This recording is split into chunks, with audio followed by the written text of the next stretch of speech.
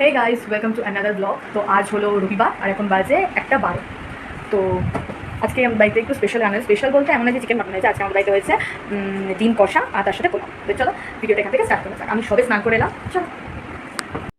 তো এরপরে মা একটা জায়গায় এখানে ডিমের কারিটা বেড়ে নিচ্ছিল। দেখো দেখতে কি সুন্দর হয়েছে। আর এখানে একটু টিফিন বক্সে রয়েছে, আমরা একটু পাশের বাড়ির জেঠিমা জেঠু ওনাদের দিয়েছিলাম। আর এখানে হচ্ছে পোলাও।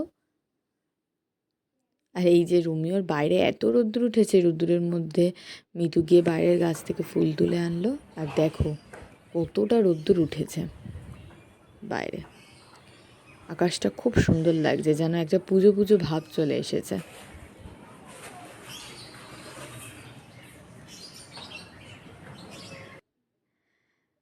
তো এরপর আমি কিছুক্ষণ ওপরেই ছিলাম। এমনিতে সারা সপ্তাহ ওপরে ওঠা হয়ই না, প্রায় ভুলেই যাই উঠতে।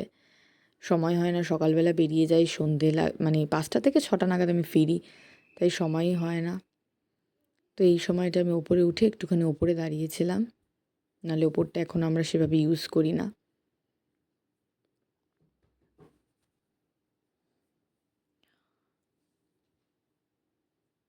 তো মাঝখানে রবিবার একটা দিন ছুটি ছিল, তাই আমি শ্যাম্পু করে নিয়ে এবার নিচে যাব খেতে। ততক্ষণে মা ডাকছিল, তো আমি আবার খেয়ে নিয়ে ব্লগটা কন্টিনিউ করব। তো চলো, খাওয়ার টাইম হয়ে গেছে, মা ডাকছে। তো খেয়ে নিয়ে আমি আবার আমার ব্লগটা কন্টিনিউ করব। তো চলো।